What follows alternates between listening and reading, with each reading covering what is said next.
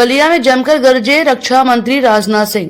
भारत के केंद्रीय रक्षा मंत्री राजनाथ सिंह ने शुक्रवार को आरोप लगाया कि दिल्ली के मुख्यमंत्री अरविंद केजरीवाल भ्रष्टाचार के कारण जेल गए हैं। उन्होंने अन्ना साहब हजारे को धोखा दिया, ये बस 3 दिन के लिए बाहर आए हैं, फिर 1 जून को जेल चले जाएंगे। उन्होंने दावा किया कि सामान्य नागरिक संहिता को हम लागू करेंगे, ये हमारा कमिटमेंट है। बलिया पहुंचे रक्षा मंत्री राजनाथ सिंह ने जिले के सिकंदरपुर स्थित एक इंटर कॉलेज में मैदान में सलीमपुर लोकसभा से भाजपा के प्रत्याशी रविंद्र कुशवाहा के समर्थन में जनसभा संबोधित की।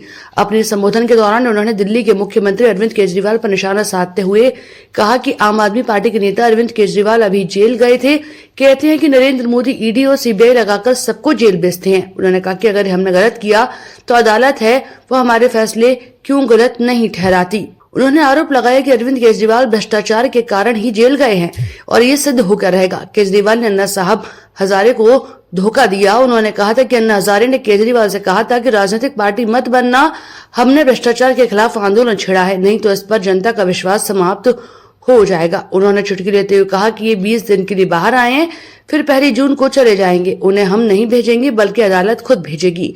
तो वहीं आम आदमी पार्टी के राज्यसभा सांसद स्वाति मालीवाल की पिटाई के मुद्दे पर उन्होंने कहा कि अरविंद केजरीवाल के घर में उनकी पार्टी की राज्यसभा सांसद लात घूसों से पीटी गई, उसके ऊपर आप बोल नहीं रहे। ये क्या नेता है? नेता का शेर का कलेजा होना चाहिए। वहीं एक देश के चुनाव के मुद्दे पर उन्होंने कहा कि कहीं कहीं हर महीने देश में चुनाव ही होते रहते हैं, इससे आपकी कमाई, संसाधन और समय की बचत होगी। क्या इसे करना तानाशाही? हमने अब क्या अपराध किया है? वहीं पाक अधिकृत कश्मीर में चल रहे विवादों पर उन्होंने कहा कि मैंने 3-4 साल पहले ही कह दिया था कि पाक अधिकृत कश्मीर को लेने के लिए उस पर कब्जा करने की कोई जरूरत नहीं है, बल्कि पाक अधिकृत कश्मीर के लोग मांग करेंगे कि हम भारत से मिलना चाहते हैं। उन्होंने कहा कि हमने जब 3 तलाक पर कानून बनाया तो लोगों ने कहा कि दूसरे धर्म के मामलों में आप हस्तक्षेप करने वाले होते कौन है।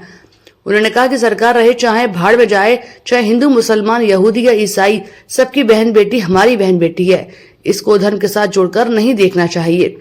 समाजवादी पार्टी और कांग्रेस पर निशाना साधते हुए उन्होंने कहा कि आज सपा कांग्रेस की हालत ये हो गई है।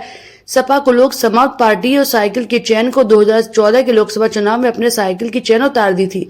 2017-2019 के चुनाव में भी आप लोगों ने साइकिल की चैन को चढ़ने नहीं दिया। 10 साल तक जो साइकिल पर चैनहीन हो, वो साइकिल आगे कैसे बढ़ेगी। तो वही कांग्रेस पर निशाना साधते हुए कहा कि कांग्रेस की हालत इतनी पतली है कि 2024 के चुनाव के बाद कांग्रेस डायनासोर की भांति भारत की धरती से लुप्त हो जाएगी। पूरी तरह से आश्वस्त पाक अधिकृत कश्मीर पीओके, आप लोगों ने मेरा भाषण नहीं कभी सुना होगा टेलीविजन के पर्दे पर, तो मैंने 3-4 साल पहले कहा, अरे भाई हम लोग तो आगे बढ़ ही रहे हैं। पाक अधिकृत कश्मीर पर उसको लेने के लिए कब्जा करने की कोई जरूरत नहीं है, कोई परेशान होने की जरूरत। उस समय ही मैंने कहा पाक अधिकृत कश्मीर पीओके हमारा था, हमारा है और हमारा रहेगा। और कश्मीर में जम्मू कश्मीर में धारा 370 समाप्त होने के बाद मेरे बहनों भाइयों जिस तेजी के साथ विकास हुआ है, मैंने उस समय ही कहा था पीओके के लोग मांग करेंगे कि हम भारत में मिलना चाहते हैं, हम भारत के साथ रहना चाहते हैं।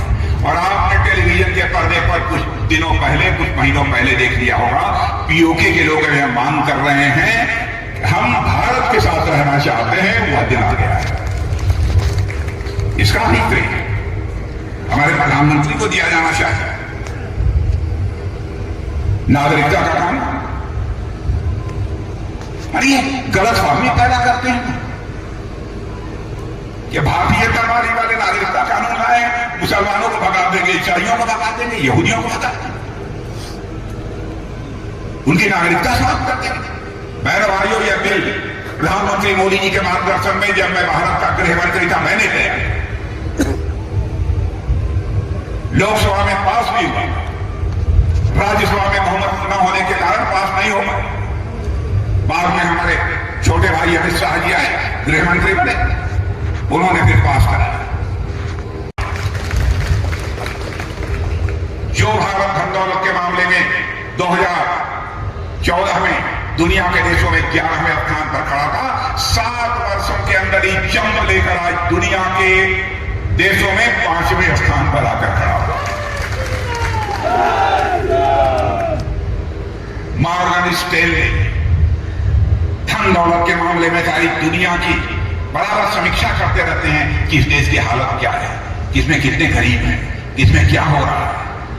यह सब सारी चीजों की बराबर वो चर्चा करते हैं और उस पर अपनी रिपोर्ट देते रहते हैं। मॉर्गन स्टैनली ने अपनी रिपोर्ट में कहा है, अरे भाई, दुनिया में सर्वाधिक तेजी से आगे बढ़ने वाली अर्थव्यवस्था यदि किसी देश की है तो भारत की। और भारत यदि ऐसे ही आगे बढ़ता रहा तो आज दुनिया के देशों में भारत जो 5वें स्थान पर खड़ा है, 2.5-3 साल के बाद 2027 आते आते यही भारत दुनिया के देशों में 30वें स्थान पर खड़ा हो जाए। यानी एक अमेरिका होगा, दूसरा चीन होगा, उसके बाद यदि किसी देश का नाम होगा बहनों भाइयों तो भारत का। इतना ही नहीं, इतने पर ही हमको संतोष नहीं है। आप ये मत समझिए कि हम लोगों ने संतोष कर लिया, नहीं। हम भारत को विश्व की मानने वाले सांसदों की के नीति निदेशक सिद्धांत के जो प्रमुख बिंदु हैं, इन पर वह काम करें, उसे लागू करें। मैं आपसे पूछना चाहता हूं और आपकी आवाज मैं चाहूंगा मेरे बहने भाइयों, क्या हमारे संविधान निर्माताओं ने जो कुछ भी कहा था उसे हमें करना चाहिए कि नहीं करना चाहिए? मैं आपसे पूछना चाहता हूं।